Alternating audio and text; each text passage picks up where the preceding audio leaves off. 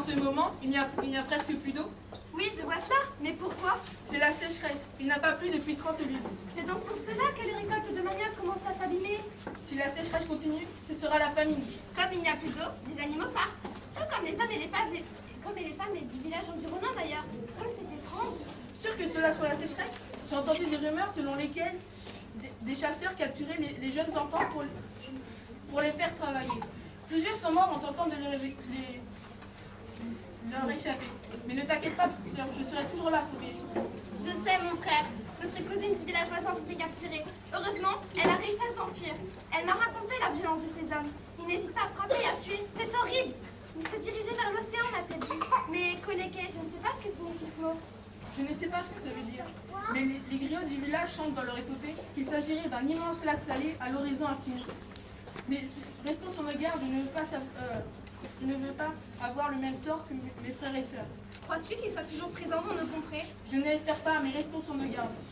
Tu as entendu ce bruit? Non, ça doit être une gazelle. Rentrons, mes amis. On a attrapé seulement 2. C'est déjà bien, le blanc va nous payer. Oui, tu as raison, mais c'est aussi les esclaves se font rares. Il faut aller les chercher de plus en plus en littoral. Viens ici, toi.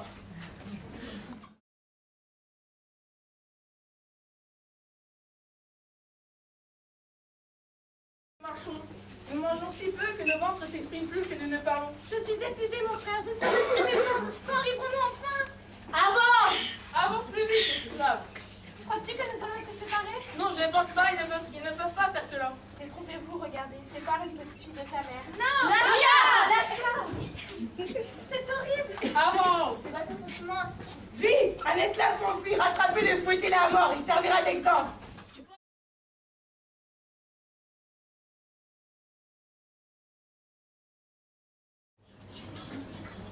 Détrompez-toi, j'étouffe. Faudra t'habituer, le voyage durera plus de 2 semaines. Nous n'avons pas mangé depuis longtemps. Mon enfant a besoin de manger. Tant pis pour lui, vous ne mangerez que lorsque nous le déciderons. Ne le laissez pas mourir, je vous en supplie. Encore un mot de plus, tu seras fouetté à mort.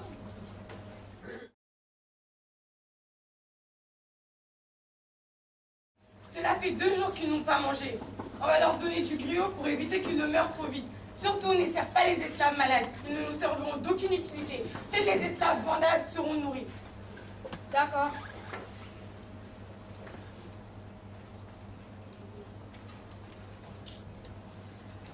Maître, vous m'avez oublié, s'il vous plaît. Nourrissez-moi, je suis faible.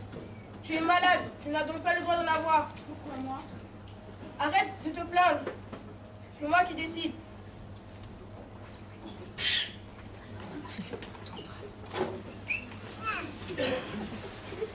Nous manquerons d'eau. Il faut alléger la gargaison. Pas la peine de s'encombrer avec des malades. Détachez-les et jetez-les à la mer.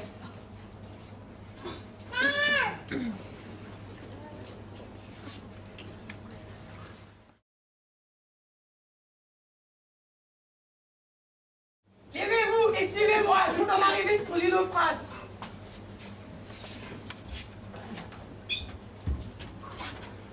Oh ma sœur, je suis tellement heureux de te revoir vivante. J'ai bien peur que notre calvaire ne soit pas terminé. Une femme m'a raconté que nous allons être vendus. Nous risquons d'être séparés à nouveau. Mais pour de bon. Gardons espoir, peut-être que nous serons rendus au même maître. J'ai peur. Oh, taisez-vous, vous deux. Et toi, suis-moi. Esclave à vendre, esclave à vendre. Esclave à vendre, esclave à vendre.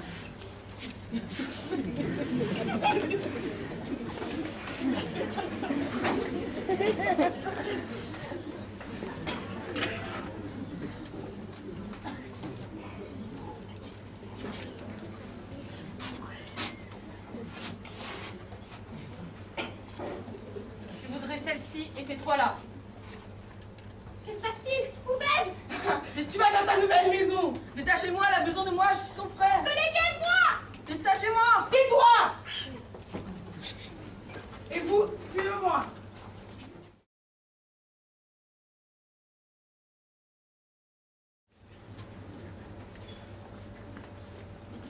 Bonjour, je m'appelle Mukebibwe, je suis le chef des esclaves. Le maître, cela fait longtemps que je suis esclave dans cette plantation. Le maître m'a demandé de te la faire découvrir. Bonjour, je m'appelle Koleke. Viens, je t'emmène.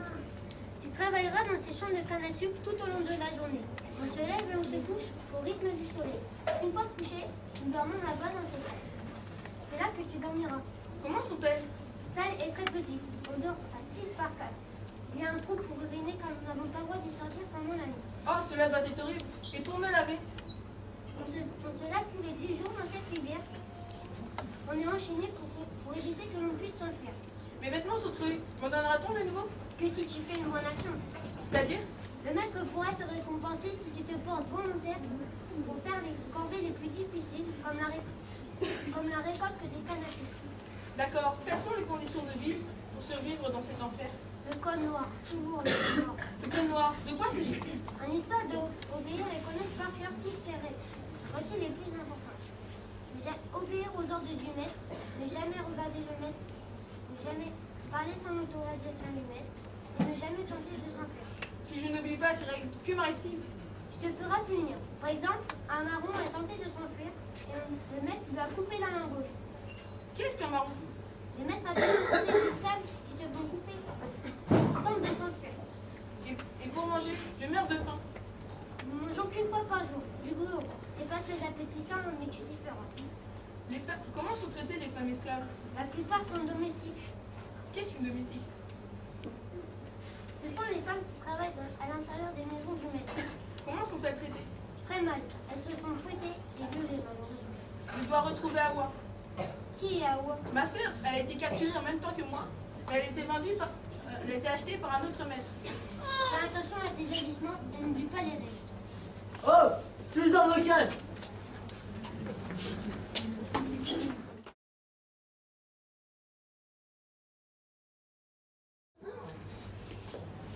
Hé, réveille-toi, tu vas avoir des problèmes. L'intendant est parti arrêter le maître. Où suis-je? Où est Hawa? C'est un cauchemar. Qui es-tu? C'est moi, Okibibwe, tu t'en rappelles pas? On travaille dans la même plantation. C'est Ta sœur, je ne sais pas où elle se trouve. Je suis arrivée seule, là, une nuit d'hiver, dans un piteux état. C'est vrai? Merci de ton aide. Reprenons le travail. L'intendant va bientôt arriver. Nous reparlerons plus tard.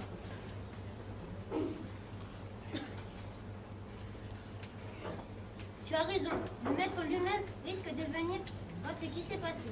Fais comme si rien ne s'était passé. Il y a un an, je me suis endormie dans la plantation et 50 coups de fouet m'ont privé de nourriture et d'eau et j'ai dû travailler 2 fois plus. C'est vraiment horrible, on travaille comme des chiens.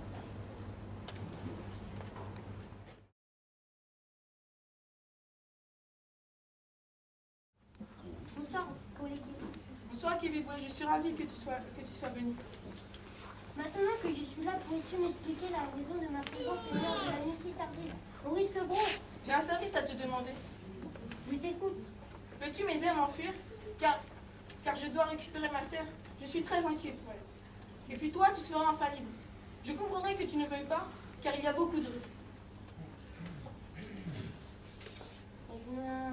Non, c'est trop dangereux, je ne peux pas. Et que ferais-je une fois libre? Nous ne sommes pas nés pour être esclaves. Nous valons mieux que ce que les Blancs pensent. Ne veux-tu pas rentrer chez toi? Et toi, tu as pensé à ce qui nous se passera si on se fait attraper? Est-ce que tu as pensé à un plan au moins? Oui, bien sûr. Je t'explique mon plan et tu choisiras. Sois bien attentif. Ce sera la nuit, tu te réveilleras avec moi, très tard, pendant que tout le monde dormira. Nous irons près de cet arbre. Il y a un sac où nous le remplirons de nourriture cette journée. En bas, près de la clôture, j'ai creusé un trou, un petit peu tous les jours. Nous le dépasserons et nous courons le plus loin possible. Après, on s'arrêtera manger et on ira chercher ma soeur. Et tu seras infaillible et tu feras ce que tu voudras. Eh bien, ce plan est bien pensé, malgré les risques de se faire attraper et tuer. Mais tu m'as convaincu.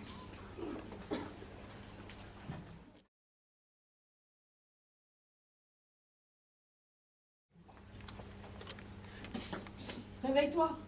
Excuse-moi, je me suis endormie. Suis-moi discrètement.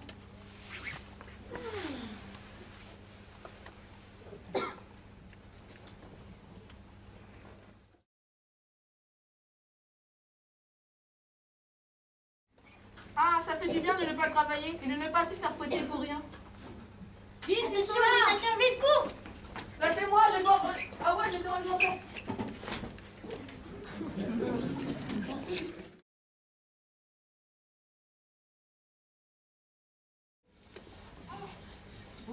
Bonjour. Esclave, sois utile. Va me chercher à manger. Bien sûr, maître, j'y vais de ce pas.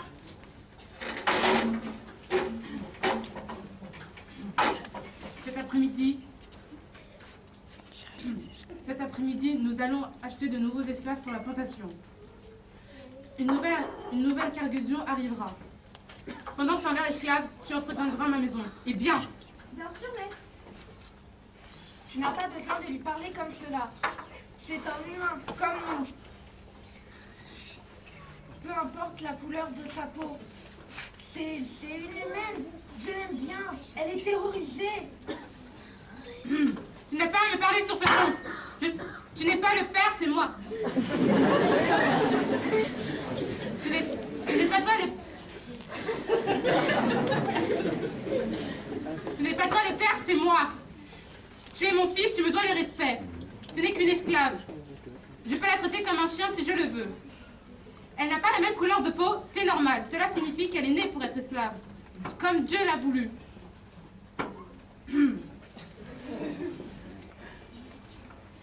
Tu ne peux pas l'aimer. Elle ne te mérite pas. Et c'est pour cela que je veux faire appel au prêtre. Il faut faire entendre raison à mon fils.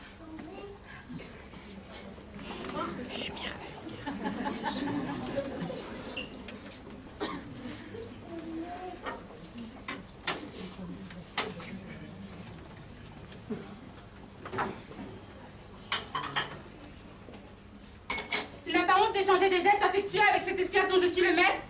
Va voir si le prêtre est arrivé.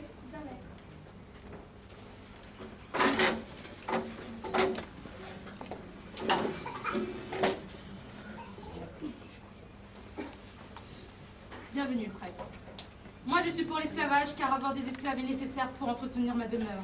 Faire les tâches que nous ne voulons pas faire, nous les Blancs. Et les Noirs sont nés pour travailler.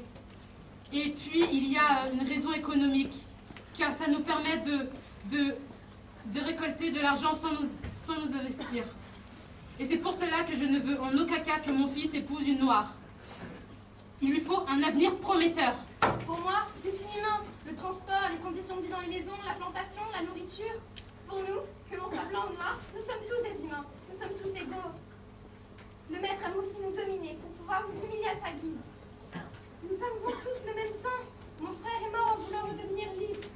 Et maintenant je le pleure. Il voulait juste être digne. Il faut entendre ce que dit cette jeune femme. Ce sont les êtres humains différents, mais en les éduquant, ils deviendront civilisés. Je suis complètement d'accord avec l'avis d'Awa et du prêtre. Il faut les affranchir de cette vie inhumaine. Ce sont des humains, comme nous, peu importe la couleur de leur peau.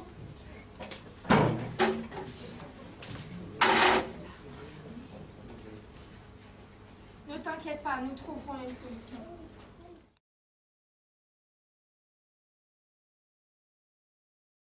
Les soldats du gouvernement provisoire français sont arrivés dans votre plantation. Ils rassemblent tous les esclaves pour pouvoir leur parler. Comment? Le gouvernement français? Que font-ils ici? Namia, mon manteau, tout de suite, maître. Je n'en sais rien. Ils m'ont dit de réunir tous les esclaves et d'aller chercher mon maître. Namia, que fais-tu? Dépêche-toi!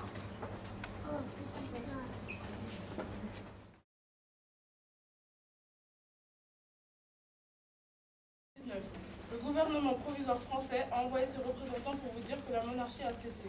Notre roi Louis XVIII a été chassé. Aujourd'hui, je suis venu vous annoncer que la République est née.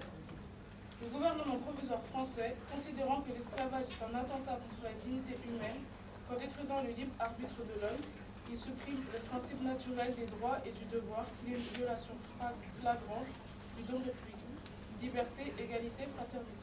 Considérant que si les mesures effectives ne suivaient pas de très près la proclamation déjà faite, le principe de l'abolition, il en pourrait résulter dans les colonies les plus déplorables des hommes.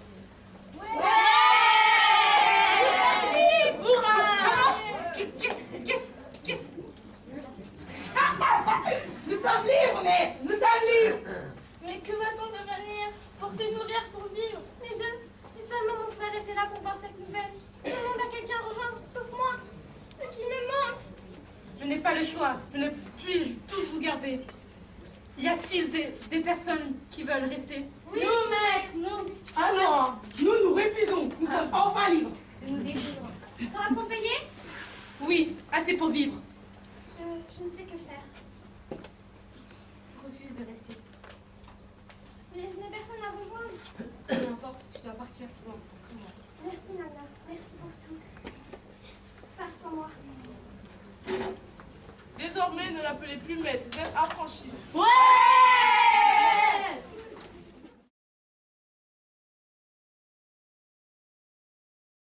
Ainsi que ma mère et mon oncle sont arrivés dans les Amériques. C'est ainsi qu'ils sont devenus libres après avoir enduré tant de souffrances. Ma mère, Awa, décida de rester dans leur plantation. Elle se maria avec le fils du maître, mon père. Quelques mois après l'abolition de l'esclavage, ils ont reçu la visite d'un jeune homme qui avait erré depuis longtemps. Quand ma mère l'aperçut, elle se souvenait de lui. Mon oncle avait survécu aux mains des négriers.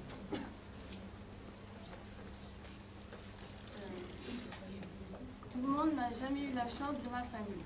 Ils n'ont jamais eu le cœur de se séparer de nouveau. Mon oncle raconte souvent l'histoire du Kibiboué sans lequel il n'aurait jamais pu revoir sa famille.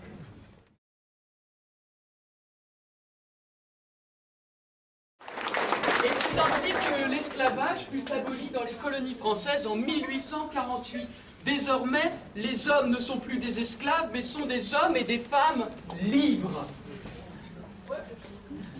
Oui, Marema? Est-ce que l'esclavage, ça existe toujours? Mais t'as écouté ou pas ce qu'il a dit le prof? Il a dit que c'était terminé. Mais c'est une bonne question. Pourquoi les autres, à votre avis? Oui, Laurine? Moi, je pense que l'esclavage existe toujours, car on voit en Afrique qu'il y a beaucoup de personnes, notamment des enfants, en Chine, notamment des enfants qui travaillent et qui sont Tout à fait, mais il y a une nuance à apporter à cela, Laurie. Mais ils sont quand même payés. Par contre, la dernière fois, j'ai fait un reportage sur un homme qui avait séquestré 8 personnes pour qu'ils travaillent pour lui sans les payer.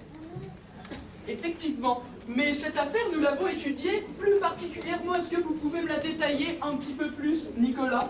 Il avait utilisé des personnes qui étaient psychologiquement fragiles et il leur avait retiré leur papier pour pas qu'ils s'en. Effectivement, nous avons étudié également d'autres affaires, parmi lesquelles, Oumou. Exemple d'une petite fille qui se nommait Tina. Une petite Nigérienne qui était orpheline et qui n'avait pas quoi de vivre et tout. Un jour, un joueur de footballeur qui se nommait M. Okpara avec sa femme vont adopter la petite Tina pour la ramener en Europe. Arrivée en Europe, ils la font loger dans une petite case pendant plusieurs années. C'est elle qui faisait tout, s'occuper des tâches ménagères, s'occuper des 4 enfants. Un jour, Tina va pleurer et s'enfuir. Mais les policiers ne vont pas la croire, donc elle va revenir dans la famille. Et là, elle va se faire violer par M. Okpara. Et donc, la femme de M. Okpara sera jalouse et va mutiler le sexe de Tina. Donc, alors, ils voient la police. M. Okpara et sa femme ont été condamnés à 15 ans d'emprisonnement et Tina a été libre. Effectivement, elle a donc été condamnée par la justice française, et vous savez bien qu'il n'existe pas il n'existe pas plusieurs races humaines, nous sommes tous égaux, il n'existe qu'une seule race humaine, et c'est pour cela que nous devons dire non. Non!